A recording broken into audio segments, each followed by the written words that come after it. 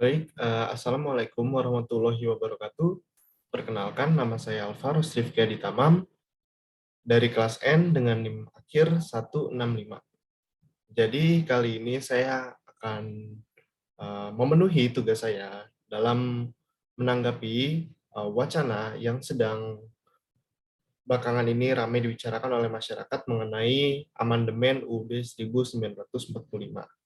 Di sini saya akan berbicara mengenai pendapat saya sebagai mahasiswa ataupun sebagai orang awam dalam menanggapi hal ini.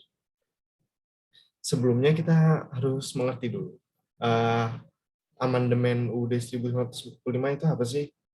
Jadi gini, amandemen itu merupakan suatu perubahan resmi atau perubahan pada catatan tertentu tanpa melakukan perubahan secara signifikan pada UUD tersebut. Bisa dikatakan amandemen ini untuk melengkapi maupun memperbaiki beberapa rincian pada UUD 1945. Oleh karena itu, kita sudah tahu kan tujuan dari amandemen ini apa, yaitu untuk menyempurnakan aturan dasar tatanan negara, kedaulatan rakyat, HAM, pembagian kekuasaan, terus eksistensi negara, demokrasi, dan hukum, serta lain sebagainya. Kan seperti itu. Nah, kalau misalnya memang ada wacana mengenai amandemen ini, kita harus tahu perubahan ini tuh didasari karena apa.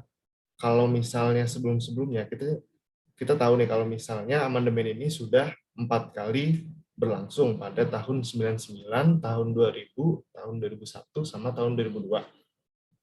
Nah, hal ini terjadi karena adanya respon reformasi pada saat itu, yaitu tuntutan yang dilatar belakangi karena praktek penyelenggaraan negara pada masa pemerintahan Presiden Soeharto pada kala itu. Nah, alasan lainnya ya tentu karena ada alasan uh, filosofis, terus ada alasan politis, teoritis, terus alasan-alasan lainnya yang mendukung adanya perubahan terhadap konstitusi ini. Nah, terus selain itu, faktor penting adanya perubahan pada UUD 1945 atau amandemen ini harus adanya dukungan dari masyarakat atau publik secara luas. Nah, itu secara secara latar belakangnya kenapa harus berubah kalau misalnya memang amandemen UUD 1945 ini harus direvisi lagi itu. Nah, terus selain itu perubahan ini bukan karena tanpa ada masalah, tapi karena ada kelemahan sistematika pada UUD pasca perubahan seperti inkonsisten, kerancuan dalam sistem pemerintahan, terus adanya sistem ketatanegaraan yang dianggap kurang jelas, kan seperti itu. Terus perubahan UUD ini tidak sendirinya menumbuhkan budaya taat berkonstitusi, kan seperti itu. Nah, pertanyaan saya sekaligus opini saya yaitu pada masa COVID seperti ini, di masa-masa yang bisa dibilang genting bagi sebagian besar masyarakat ataupun seluruh masyarakat, kenapa malah menambah kewenangan dari pemerintah, MPR maupun Presiden? Nah, seharusnya di sini bisa membedakan antara mana kepentingan publik, mana kepentingan politik, karena kepentingan politik itu harus memenuhi kebutuhan publik. Kan dasarnya kayak gitu. Nah, terus kalaupun terjadi perubahan atau amandemen UUD 1945, apakah akan ada perkembangan pembangunan secara berkelanjutan?